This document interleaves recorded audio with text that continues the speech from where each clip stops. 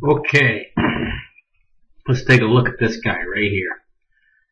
This guy's name is Mark Karpeles. You don't know who he is. I'll tell you who he is. This guy right here. He is the founder of Mt. Gox. Back in Bitcoin's infancy, quite a while ago, Mt. Gox was where it really got going. It really got cooking, Bitcoin did. Mt. Gox was the place.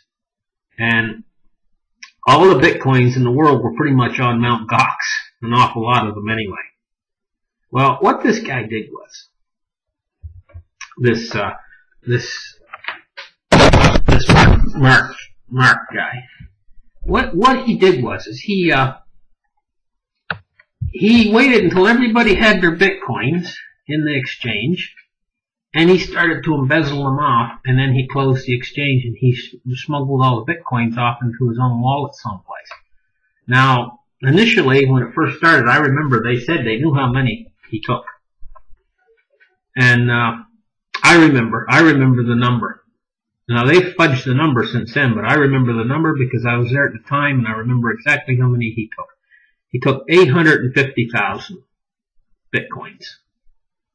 Now, later they came along and said they fudged it down to like 500,000 or whatever, you know. But I remember it was 850,000. People were awfully upset because some people, that was their life savings.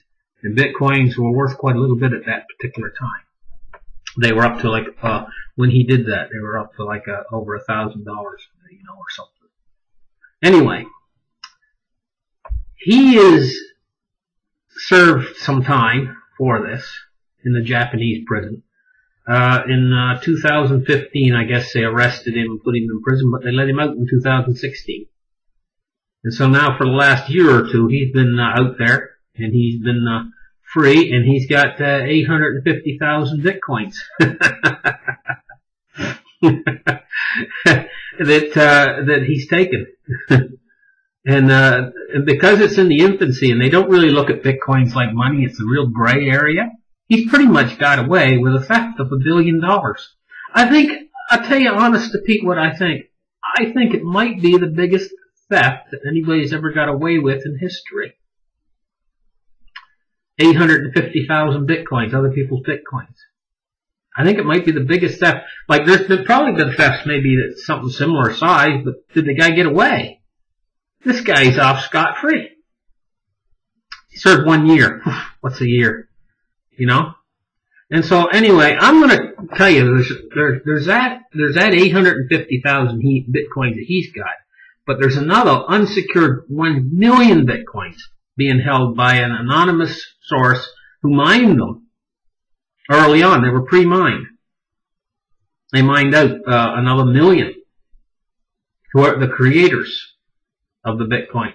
Now, why I'm doing this episode, I'm going to get into something very interesting. I am going to tell what I think Bitcoin was created for and who I think created it. I do not think Satoshi Nakamoto created Bitcoin. No way. That's a bunch of baloney. That always was baloney. Nobody's ever seen or known this guy, Satoshi, and it wasn't created by one man. I'm going to give you the explanation of what I think, why Bitcoin was created, how it was created, where it came from, and what it was created for right now. First off, there's a track that Bitcoin runs on, just like a train runs on a track. It runs on a computer algorithm called SHA-256. And I used to mine these coins a lot back in times gone by. And I used to have to use a SHA-256 mining code to work with. Now, if you want to look it up on the internet, I've already looked it up, so you don't really have to look it up, but you can if you want to. Look up the inventors of SHA-256, and you're going to find it's the National Security Agency. The NSA is the inventors of SHA-256. The question is, why did they do this? I'm going to give you the answer. I believe that the inventors of Bitcoin were not the NSA, but I believe it was a group of core computer scientists. A group. Probably a round table of them. I can picture in my mind that there's probably a round table of them, probably at least 7 of them, or maybe 10, of these top-notch computer scientists, all working on this project, being paid from a secret hand that was paying them to build this thing. And there was a reason why this thing was being built. Now, this is all my opinion, what I'm going to tell you, because I don't have any proof of what I'm going to say. But I believe that the money that was paying this core group of scientists to build Bitcoin had a plan in mind for Bitcoin. Bitcoin was going to be a beta test of a new type of money. A money that was going to be centralized and going to run digitally on the internet. Now, you're saying to yourself, how can that be? Because Bitcoin is decentralized. There's only one thing that keeps Bitcoin decentralized over centralized, and that's the wallet address. If you take that wallet address and you assign it to the individuals that are using the blockchain, if you assign them a wallet address like you assign them a driver's license number, and then if you keep the ledger on a computer that's run by the forces who want to control it and centralize it, then you've got a currency that is able to keep track of every purchase ever made by those individuals by utilizing the ledger and just looking up their wallet address number. You can track every purchase. So, in order to get it out there for a beta test, I believe that they put it out there decentralized to beta test it. And I believe that they never made the version 1.0, which would be the end of the beta test. Bitcoin hasn't got up to that. Bitcoin is still in testing phase. And what it's all really about centralizing the world currency under a one world type of a single currency unit. It'll be centralized and be run by the banking system.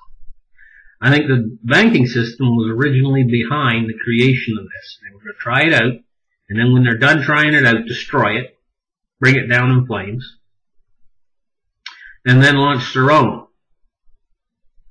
with assigned wallet addresses, of course, right? And their own centralized computer that would hold the ledger. And then they would back this new currency with the full faith and credit of the banking system. And then they would have total control over it, right? But what's happened is something that they never expected. Something they never expected at all is the fact that people will not accept their version. People want the version that is not having the signed addresses, not controlled by them. And this is an awful frustration to them, because now that they've unleashed this monster to the world, and they've given the world this technology, they can't put it back in the barn. They've released a monster. They thought that they were going to be able to control this monster and utilize this monster and have control of it themselves. But now it's turned on them. And now, because it's not centralized, it's now going to come back to bite them. They've let the genie out of the bottle, and now they've got something that they can't control. Now it's going to grow, and it's going to make them superfluous, not needed anymore. The very creators of it are going to make them so that they don't have that control that's going to release them. It'll take the control away from them instead of giving them control. They put it out there out of their greed and wanting control. It was all about control. And now that it's in place, and that they can't control it, they thought they can control it, but they can't control it. You know, it's something now that they've lost control over, and now it's growing exponentially. They want to put the genie back in the bottle, but it's too late. It's free. And ultimately what it's going to do is it's like a monetary black hole. It can actually eat up all of the other currencies on the earth, because each one of these units, Bitcoin alone, not counting all the other alt currencies, just Bitcoin alone, 99 million little fragments are in each Bitcoin, each single Bitcoin. So now, as this eats up all of the world's value and all the world's wealth, it starts to go into cryptocurrencies. What then will those missing 1 million coins and those missing 850,000 coins from Mt. Gox be worth? At some particular point in the future, when these cryptocurrencies actually could grow so large that they suck up all of the world's wealth, all of the world's energy, all of the world's everything, could be sucked up by them. Bitcoin alone, you say, well, what about SegWit, implementing SegWit 2 times or whatever, and what about Bitcoin going down in flames because it can't keep up with some not scalable? I've done a little bit of research into this. Bitcoin, right now, the network's running 7 transactions per second. They can scale that up to 4,000 with a little bit of working on it, essentially. And these other altcoins are already scaled up a lot. And they're fixing the scaling issues very quickly. And even they're running at 7 transactions a second, they're not really having too much problems on the Bitcoin network. People complain, they say, oh, my Bitcoin takes a whole day to get through. Yeah, because you didn't send any money with it. You know, you didn't put anything in with it. Or such a little bit. It was like, what, 1 penny worth of Bitcoin in with it to verify your transaction? That's why. So even running at 7 transactions a second, if you put a nominal fee in with it, which is probably the equivalent of the fee Visa would charge you. I think Visa charges like 1 or 2% or something like that for a fee, transmission fee.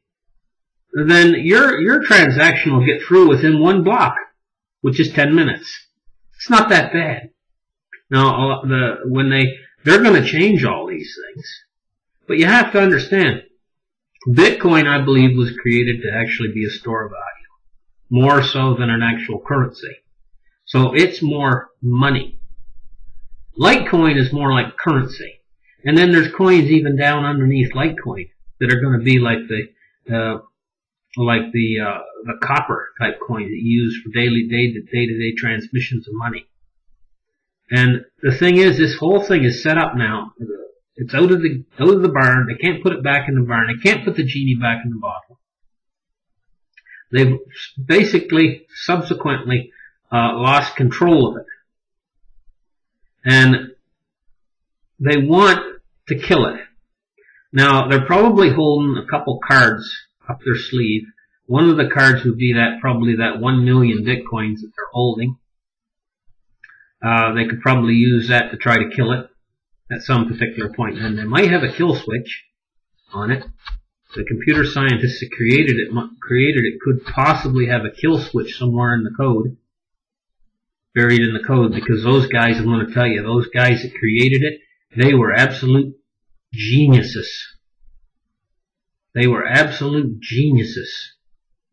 Look how well the Bitcoin network, look how big it's getting. It's up to like, what, $40 billion, and it's not freezing or anything, and nobody has ever been able to crack it. And what I mean crack it is, I mean, okay, there's been a few thefts of the exchanges, kind of like this guy I showed you, this Mark Kepler or whatever. You know, Mark Karpeles, right? There's been a few thefts like him of the exchanges, but those guys were all insiders. And they were able to crack it because they had the passwords. And they were able to steal the Bitcoins because they had the passwords already to the particular wallets or whatever, and they already had the private keys and everything, so they were able to steal it, right? Because they had the private key.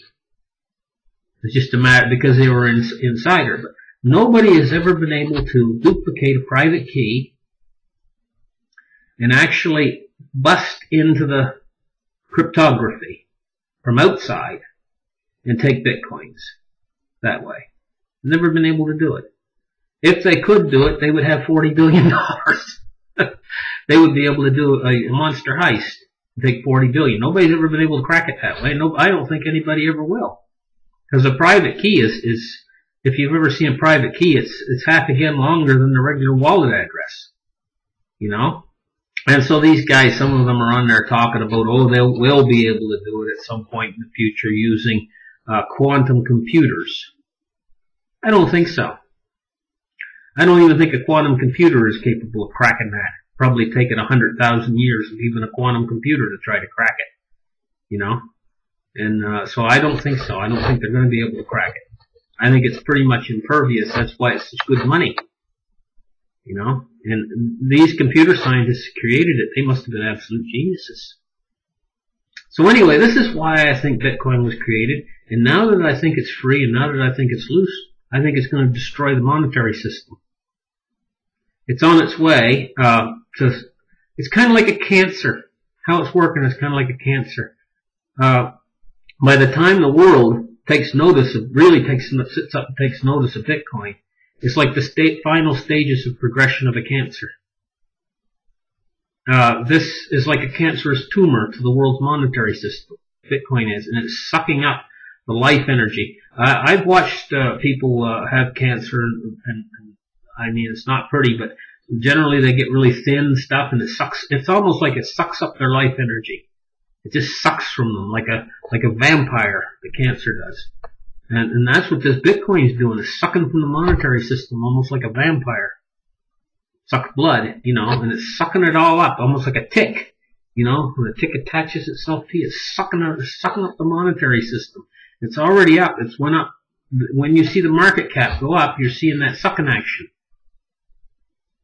You know, and it's doing it in pulses. What it's doing is it comes in and takes a bite, and then it backs off. Right? So it'll come in, it'll drive the monetary and drive up to 41 billion or whatever, and then it'll back off to like 20 billion for a little while. And the market cap will go down to like 20 billion. It'll stay there for a little while, and then next time it comes for another bite, it'll probably go up to 80 billion. See how it's doing it? Anyway, what it's doing is it's coming in for these bites, and this is this up and down thing you're seeing. So right now, if you look at it in the long term, you can see it up, down. So it started as like 2 cents for Bitcoin, and then it went up to like 15 cents, but then it came back down to like 7, and then it went up to like 25 cents. And it kept doing this wave pattern. And all the way down to like 25 cents. All the way up to like 2,500 it is now. It ain't stopping. So it's continuing this wave. Right now it's on the downside of the wave. But it'll come back up again. It ain't going to be stopped. There's no stopping it or the alt currencies. So really for a guy, all the guy's really got to do, he doesn't even have to trade or anything. All the guy's really got to do is just buy a whole bunch of these alt currencies, including a bit of Bitcoin. Not a lot. Don't put more money in than you're willing to lose, because something could happen, right? But buy some of the Bitcoin, buy some of the alt currencies, put them away, and don't touch, just leave them alone. Put them away in cold storage. Maybe a Trezor wallet, one of those hardware wallets. Put them in a hardware wallet. Stick it in a safety deposit box, bank, and just sit tight, and you'll be a millionaire. That's what's going to happen, because this up and down, up, down, up, down, is eventually leading higher and higher and higher and higher, and there's no end to how high the sucker's going to go. She's just going to keep going that way, up and up and up and up and up, because it's sucking up the whole regular monetary system. And eventually the other monetary system is going to go down the tube hole, because they can print as many of those dollars as there are leaves on the trees. There's nothing stopping them. See, all of these cryptocurrencies all follow a certain pattern, even ones like Ethereum. Yeah, they're making quite a few Ethereum each year, so it has a certain inflation rate. But you're going to find once it gets adopted and they start actually using these Ethereum as fuel, that the inflation rate's going to drop down and probably actually even go into the negative. So it's not inflationary, not like the dollar is, you know. And it's the same way with all of these all the alt currencies, including Bitcoin. But Bitcoin is in Litecoin is it's an investor's wet dream. I mean, they're only making 20 million Lite Bitcoins ever, and 84 billion Lite million Litecoins. That's it, ever? And it's written right into the code that there can never be any more. You know, they're creating a deflationary currency that's so deflationary that it's off the scale. This is only ever going to go up in value the way it is, because they're going to soak up the other currencies which they're making more and more of. It's something that's just going to keep going and going and going. I've been in it for a while. I was more worried about it back years ago when it was going through its Mt. Gox business and all this kind of stuff. I was more thinking it might die, you know. But it hasn't died. And now I'm to the point years later, like a few years later, 4 or 5 years later, and I'm to the point now where I just realize it ain't gonna die. It's gonna win. And this is gonna be something like you've never ever seen before when this thing wins. And right now, we are on the ground floor. This is not toward the end of it. This is actually near the beginning. This thing's going to go worldwide.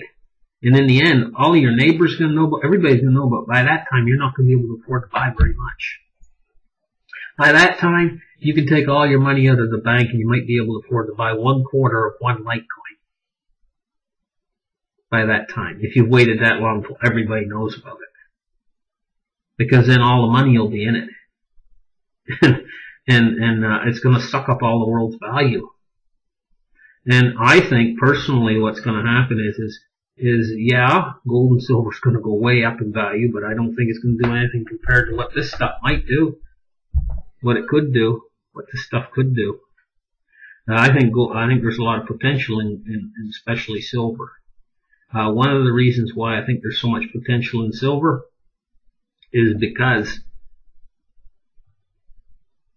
of its ratio to gold.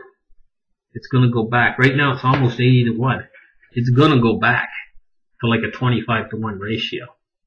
And by that time it does, gold's going to be at least double what the price it is now.